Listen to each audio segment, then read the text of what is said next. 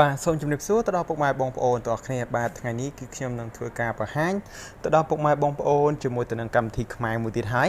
ដែលយើងអាចធ្វើការសាងប្រាក់ចំណូលជាមួយវាដោយគ្រាន់តែធ្វើការ like ធ្វើការ comment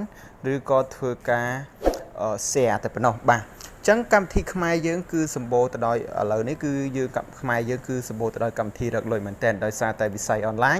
គឺនៅស្រុកខ្មែរយើងឥឡូវគឺវាមានការវិវត្តឡើងទៅលើហើយបាទវាឈាន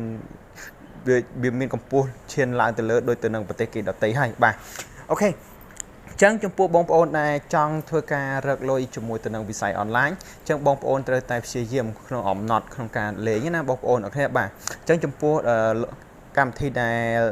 អាចរកលុយបានគឺវាគាត់ថារកលុយយឺតក៏ដោយតែសំខាន់គឺវាអាចឲ្យយើងរកលុយបានអូខេចឹងកុំឲ្យខាតពេលវេលាយូរយើងចូលទៅកាន់ពីរបៀបនៅក្នុងការចុះឈ្មោះលេងជាមួយទៅនឹងកម្មវិធីនឹងតែម្ដងបាទចឹងបងប្អូនដែលមើលនៅក្នុងកម្មវិធីនៅក្នុងវីដេអូរបស់ខ្ញុំចឹងបងប្អូនសូមកលេចមើលត្រង់ចំណុចនេះបាទកន្លែងសញ្ញាព្រួយសំយ៉ងចុះក្រោមនេះមកបន្ទាប់មកបងប្អូនចុចលើត្រង់នេះបាទចឹងវានឹងចេញនៅទម្រង់បែបនេះចេញនៅទម្រង់បែបនេះគឺបងប្អូននឹងឃើញនៅអក្សរបន្ទាត់ពណ៌ខៀវមួយដែលមានពាក្យថា link សម្រាប់ក្នុងការចុះឈ្មោះបាទអូខេ link សម្រាប់ក្នុងការចុះឈ្មោះបន្ទាប់មកវានឹងនាំបងប្អូនទៅកាន់ browser បាទគឺទៅកាន់ Chrome ណាបងប្អូនអ្នកគ្នាបាទអូខេអញ្ចឹងខ្ញុំសូមធ្វើការបង្ហាញតែម្ដងបាទនេះគឺជាទម្រង់នៅក្នុងការចុះឈ្មោះជាមួយទៅនឹង website ហ្នឹងបាទបងប្អូនអ្នកគ្នាបាទអញ្ចឹងនៅពេលដែលបងប្អូនចុចចូលចឹងហើយនៅត្រង់ចំណុចនេះគឺវាឲ្យយើងធ្វើការដាក់ username email address password ឬក៏ password ជាលើកទី2ណាអូខេអញ្ចឹងខ្ញុំសូមធ្វើការបំពេញដាក់ទៅឈ្មោះរបស់ខ្ញុំបាទបាទអញ្ចឹងខ្ញុំសូមធ្វើការបំពេញសិនបងប្អូនអ្នកគ្នាបាទ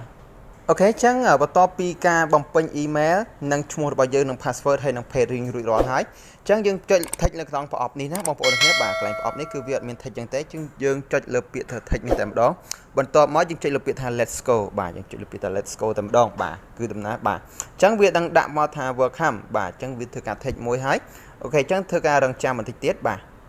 អញ្ចឹងវានឹងនាំយើងមកកាន់នៅទម្រង់ទី2បាទអញ្ចឹងយើងចុចលើពាក្យថា allo បាទយើងចុចលើ allo បាទអញ្ចឹងវានឹងនាំយើងមកកាន់នៅចំណុច step ទី2បាទកន្លែង media បាទកន្លែង media នេះគឺវាធ្វើការឲ្យយើងធ្វើការកំណត់ដាក់រូបថតអញ្ចឹងខ្ញុំសូមធ្វើការដាក់ទៅនឹងរូប profile picture របស់ខ្ញុំសិនបាទបងប្អូនបាទបាទអញ្ចឹងនៅពេលដែលយើងធ្វើការដាក់ទៅនឹង profile picture វានឹងនាំយើងទៅកាន់ពាក្យថា info តែម្ដងបាទដោយសារតែ internet ខ្ញុំវារៀង slow ដោយរឿង slow ទៅគឺវារៀងយឺតបើសិនជាយើងធ្វើការដាក់ profile picture យើងរួចរាល់ហើយវានឹងនាំយើងទៅកាន់ step ទី2ណាបងប្អូនអ្នកគ្នាបាទ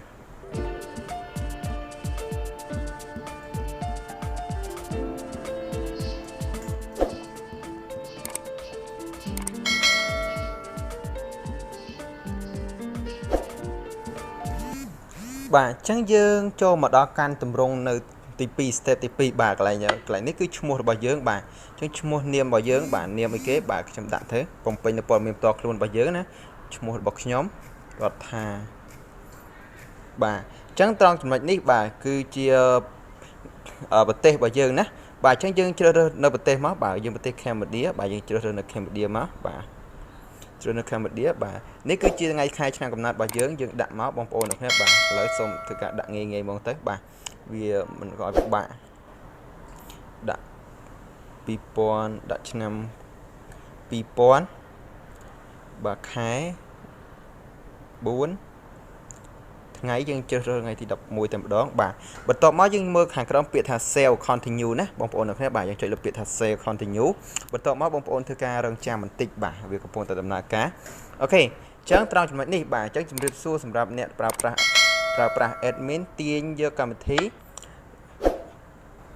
Tovchat បាទ Tovchat live បាទបាននៅលើ Play Store បាទអញ្ចឹងយើងចុចលើ link ហ្នឹងទៅបាទវានឹងនាំយើងទៅកាន់ Play Store តែម្ដងបាទយើងចុចទៅលើ link ហ្នឹងបាទ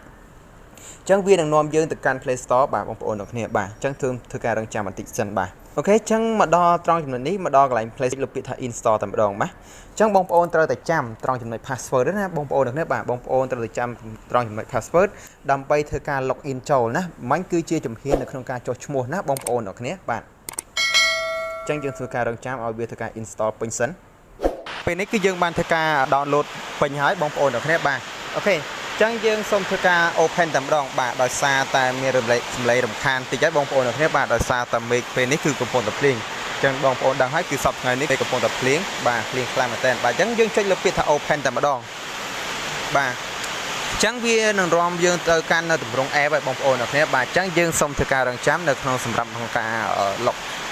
ចូលទៅក្នុង app ណាបងប្អូនអ្នកគ្នាបាទត្រង់ចំណុចបែបនេះបាទក្នុងនេះគេដាក់ថា welcome អញ្ចឹងកន្លែងពាក្យថា username នេះបាទ username នេះគឺជាកន្លែងដែលយើងធ្វើការបំពេញដំបូងណាបងប្អូនអ្នកគ្នាបាទអញ្ចឹងខ្ញុំសូមធ្វើការដាក់នៅ username របស់ខ្ញុំបាទធីរដ្ឋាបាទធីរដ្ឋាបន្ទាប់មកត្រង់ចំណុចកន្លែង password កន្លែង password នេះបងប្អូនដឹងហើយកន្លែង password ដែលយើងធ្វើការបំពេញមិញណាក្នុងការរបៀបនៅក្នុងការចុះឈ្មោះណាអូខេអញ្ចឹងខ្ញុំសូមធ្វើការបំពេញនៅត្រង់ចំណុច password បន្តិចសិនបាទអូខេអញ្ចឹងយើងបានធ្វើការដាក់ password រួចរាល់ហើយអញ្ចឹងយើងធ្វើការ login ចូលតែម្ដងបាទសូមធ្វើការ login បន្ទាប់មកខ្ញុំចុចលើពាក្យថា sell ដើម្បីងាយស្រួលក្នុងការ login ចូលម្ដងទៀតណាបងប្អូនអ្នកគ្នាបាទអូខេអញ្ចឹងធ្វើការរងចាំបន្តិចសិនបាទអូខេអញ្ចឹងយើងចូលមកកាន់នៅទម្រង់បែបនេះហើយបាទយើងអាចធ្វើការ clear វាចោលក៏បានដែរបាទត្រង់ចំណុចនេះអញ្ចឹងយើងបងប្អូនមើលហើយបាទត្រង់ចំណុចនេះគឺយើងចូលមកកាន់នៅទម្រង់ app ហើយបាទដោយសារតែ internet ខ្ញុំវារៀង slow បងប្អូនអ្នកគ្នាបាទគឺ slow មែនតើបាទនៅត្រង់ចំណុចនេះបងប្អូនឃើញហើយគឺបន្ទុករបស់ខ្ញុំណាបងប្អូនអ្នកគ្នាបាទបន្ទុករបស់ខ្ញុំគឺមាន35បន្ទុកបាទអញ្ចឹងខ្ញុំសូមធ្វើការចូលមកកាន់ home បាទអញ្ចឹងបន្ទាប់មកខ្ញុំសូមធ្វើការ like មួយណាធ្វើការ like មួយនៅត្រង់ចំណុចនេះណាបងប្អូនអ្នកគ្នាបាទខ្ញុំសូមធ្វើការ like បាទបន្ទាប់មកបងប្អូនធ្វើការ refresh បាទ refresh ឲ្យវាវិលមួយមកបាទ refresh វាមួយមកអូខេអញ្ចឹងបងប្អូនកន្លែងមើលត្រង់កន្លែងរូបមនុស្សវិញកន្លែងរូប profile របស់យើងវិញណាបងប្អូនអ្នកគ្នាបាទយើងចូលមកមើលវិញមកបាទគឺយើងបានទទួលបាន30ទទួលបាន40ហើយអញ្ចឹងយើងធ្វើការ like មួយគឺយើងទទួលបាន5បន្ទុកណាបងប្អូនអ្នកគ្នាបាទហើយចំពោះក្នុងការបន្ទុកនេះគឺយើងសន្សំក្នុងការដកប្រាក់បានគឺចំនួនមួយដូចជា10000បន្ទុកបាទ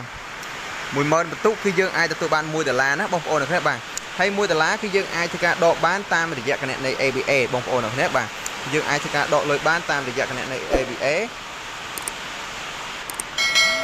បាទអញ្ចឹងយើងអាចធ្វើការលេងជាមួយវាលេងទៅបងប្អូនអ្នកគ្នាបាទយើងធ្វើការវេលេងជាមួយវាគឺធ្វើការគាត់ធ្វើការ like ធ្វើការ share ធ្វើការ comment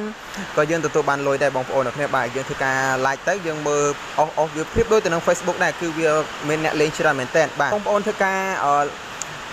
like គេលេងទៅហើយវីដេអូក្រោយខ្ញុំនឹងបង្ហាញពីរបៀបនៅក្នុងការដកលុយ